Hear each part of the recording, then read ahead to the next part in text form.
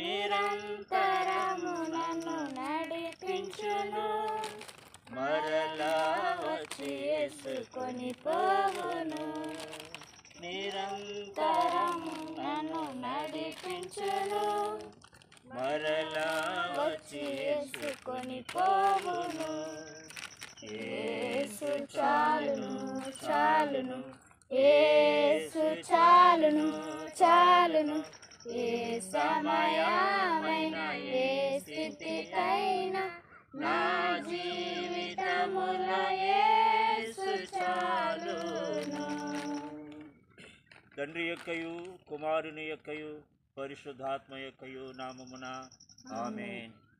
ప్రభువా మమ్మను కనికరింపుము. ప్రభువా మమ్మను కనికరింపుము. క్రీస్తు మమ్మను కనికరింపుము. క్రీస్తు మమ్మను కనికరింపుము. ప్రభువా మమ్మను కనికరింపుము. ప్రభువా మమ్మను కనికరింపుము. అందరము కలిసి అపోస్తలుల విశ్వాస ప్రమాణము మన ప్రమాణం పెట్టుకుందాం. భూమి ఆకాశములను సృజించిన సర్వశక్తి గల తండ్రి అయిన దేవుని నమ్ముచున్నాను. ఆయన యొక్క కుమారుడు మన ప్రభువైన యేసుక్రీస్తును నమ్ముచున్నాను.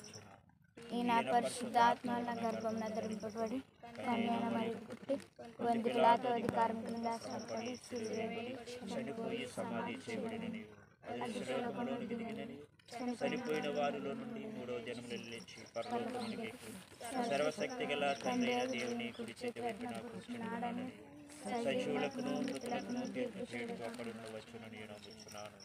పరిశుద్ధాత్మను నమ్ముచున్నాను.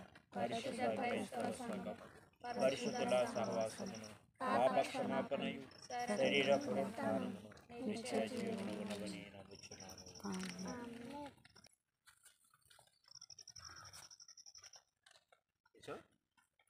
అక్కడ పిల్లవా 4వ అధ్యాయం 11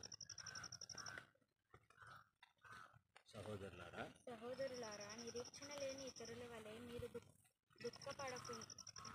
దుఃఖపడకుండా నిమిత్తము నిద్రించుచున్న వారిని గూర్చి మీకు తెలియకుండా నాకు ఇష్టము లేదు. యేసు మృతి పొంది తిరిగి లేచినని మనము నమ్మిన ఎడల అదే ప్రకారము యేసునందు నిద్రించే వారిని దేవుడు ఆయనతో కూడా వెంటబెట్టుకొని వచ్చును. మేము ప్రభువు మాటను బట్టి మీతో చెప్పినదేమనగా, ప్రభు రాకడ వరకు సజీవులమై నిలిచియుండు మనము నిద్రించిన వారి కంటే ముందుగా ఆయన సన్నిధి చేరము. ఆర్భాటముతోనూ ప్రధాన దూత శబ్దముతోనూ దేవుని బూరతోనూ పరలోకము నుండి ప్రభువు దిగివచ్చును. క్రీస్తునందుండి మృతులైన వారు ఎదుట లేతురు. ఆ మీదట సజీవులమై నిలిచియుండు మనము వారితో కూడా ఏకముగా ప్రభువును ఎదుర్కొనుటకు ఆకాశమండలమునకు మేఘముల మీద కొనిపోబడుదుము. కాగా మనము సదాకాలము ప్రభునితో కూడా ఉందుము.